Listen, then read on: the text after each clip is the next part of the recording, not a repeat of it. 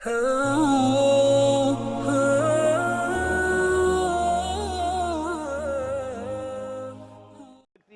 میں ہے العین حق، اور آپ نے حسن و حسین کو دم کیا، فرمایا انہی کلمات سے ابراہیم علیہ السلام حضرت اسماعیل و اسحاق کو دم کرتے تھے۔ اور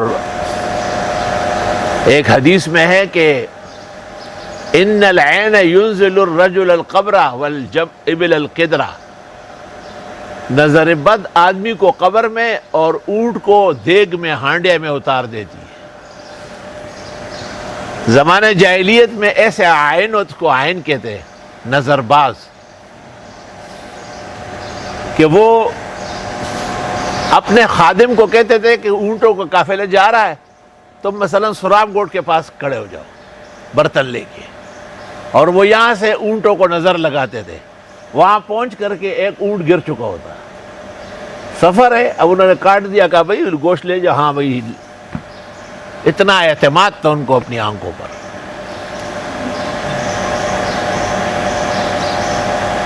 اور ایک صحابی جو نہا رہے تھے اور باہر سے کسی نے دیکھا گورے گورے ہاتھ، پھر طبیعت خراب ہو گئی، آپ نے کہا ایسی باتیں کیوں کرتے ہو، کیوں اپنے بھائی کو قتل کرتے ہو؟ اور پھر آپ نے ان کو بتایا کہ تم اب وضو کرو یا نہا لو، یہ پانی ان کو بھیجو، ان پہ ڈالو، ٹھیک ہو جائیں گے۔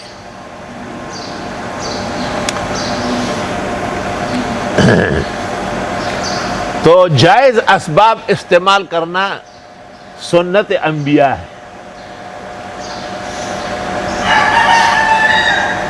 اور یہ بہت عجیب بات ہے کہ نظر لگتی ہے محبت سے بھی، جیسے چھوٹے بچے کو ماں باپ کی لگتی ہے، اور حسد و کینے کی بھی لگتی ہے، وہ بہت خطرناک ہوتی ہے۔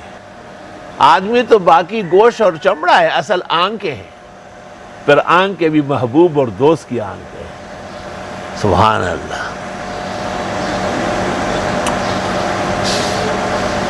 اللہ کے ہاتھ میں ہے حفاظت اور صیانت،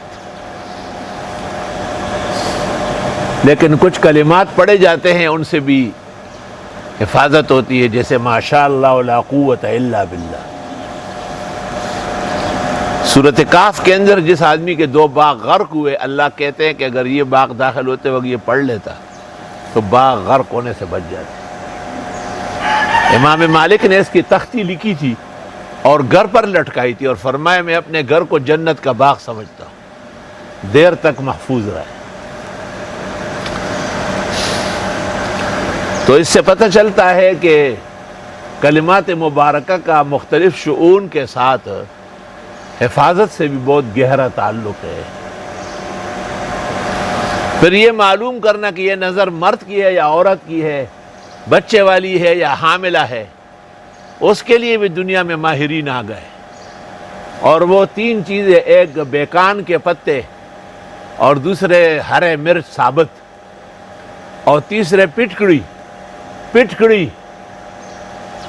خاورائی، وہ تینوں چیزیں ایک ایسی عورت جو بڑی بوڑھی ہو، جس سے جنات بھی پناہ مانگتے ہو، کیسی تباہ و برباد ہو، بیوہ اور لنڈی بنڈی گھنڈی، اس کو کہتے ہیں کہ ترور تلغ نے دا نظر دیوہا وہی خواہ۔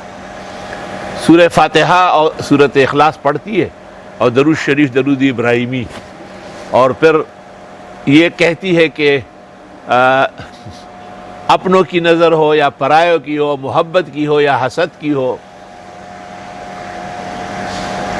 ہری آنکھوں والے کی ہو یا کالے آنکھوں والے کی ہو، بحکم الہی اور جن بزرگوں کی یا عمل اور اجازت رہی ہے ان کی طرف سے اس کی نظر اتارتی۔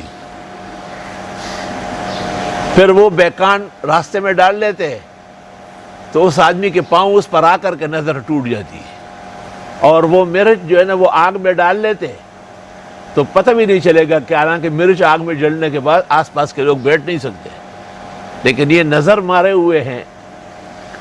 اور وہ پچکڑی جو ہے نا وہ اسی آگ میں رکھے سائیڈ پہ، وہ پگھل جائے گی اور دوبارہ جم جائے گی۔ اب اس کو آرام سے نکال کے اس کو ایسا دیکھے، باقاعدہ نظر آ جائے گا کہ آدمی ہے، اس کی داڑھی بھی ہے، مولوی صاحب ہے، خاتون ہے، اس کے سر پر بڑے بڑے بال ہیں، اور دیکھے گود میں بچہ ہے اور دیکھے کہ نہیں پیٹ بہت بڑا ہے، حاملہ ہے،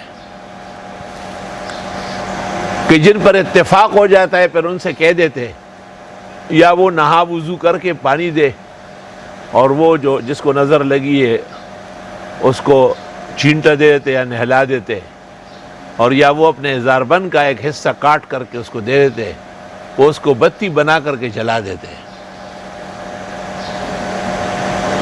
اللہ جانے ایسے کتنی دنیا کے اندر مہارتیں ہوگی۔ میں نے بہت زیادہ ان چیزوں میں بھی اللہ تعالیٰ نے مجھے یہ واقفیت دی ہے، لیکن زندگی میں میں نے ایک شخص کو دیکھا، وہ ایسے عام سا سندھی ماڑو تھا، اور وہ میں اپنے ساتھ لے گیا باڑے۔ وہ ہماری ایک بہت بہترین نسل کی بھینس بیمار تھی، اور میرے بڑے بھائی جو ہے وہ بہت رو رہے تھے اور کہا کہ پورا باڑا ایک طرف اور یہ دوسری طرف، اور صبح سے دودھ ختم ہو گیا۔ تو اس آدمی نے مجھے کہا کہ اس کو نظر لگی ہے، ہمارے پاس ہودا ہے، ہودا پختوں کے دم تو ہودا ہوئی، تو میں دم کر سکتا ہوں۔ تو وہ دم شروع کیا، میں نے کہا چلے گا؟ نہیں، یہ ٹھیک ہوگی تو چلوں گا۔ یقین کر لے کہ 1-1.5 گھنٹے میں وہ بھینس سیٹ ہو گئی۔ ایسا میں نے نہیں دیکھا کبھی زندگی کے اندر، اتنا ٹک پک بالکل۔ تو بہرحال توڑ تو ہر چیز کی ہے جب اللہ تعالیٰ چاہے۔ بعض اوقات ایک شروع میں نظر ہوتی ہے لیکن وقت گزر چکا ہوتا ہے، پھر بیماری بن جاتی ہے۔ اللہ اکبر و کبیرہ۔ حیران کن بات یہ ہے کہ تفسیر ابن کثیر سورۃ قلم کے آخر میں لکھا ہے کہ حضرت صلی اللہ علیہ وسلم اپنی بیٹی فاطمہ کے گھر آئے اور حسن حسین کی خیریت پوچھی، تو بی بی نے کہا کہ یہ ابھی کھیل رہے تھے اور ابھی بستر پہ لیٹے ہوئے، میں اٹھتے نہیں۔ آپ نے جو ان کی طرف غور سے دیکھا تو ایسا معلوم ہو جیسے فوت ہوئے۔ آپ پلنگ کے ساتھ ہی تھے، ایسے ہی فکر مند کھڑے رہے۔ جبریل آئے اور انہوں نے کچھ کلمات بتائے، اور آپ نے وہ کلمات پڑھے اور دونوں اٹھ گئے اور کانا یلعبان بین یدی، حضرت کے سامنے پھر کھیلنے لگے۔ اسی طرح سورۃ قلم کی آخری 3 آیات جو فاجتباہ ربہ فجعلہ من الصالحین وَإِن يَكَادُ الَّذِينَ كَفَرُوا لَيُزْلِقُونَكَ بِأَبْصَارِهِمْ لَمَّا سَمِعُوا الذِّكْرَ وَيَقُولُونَ إِنَّهُ لَمَجْنُونٌ وَمَا هُوَ إِلَّا ذِكْرٌ لِّلْعَالَمِينَ۔ یہ بھی انتہائی مجرب اور اکسیر ہے، تمام امت مسلمہ کا تقریباً عمل رہا ہے۔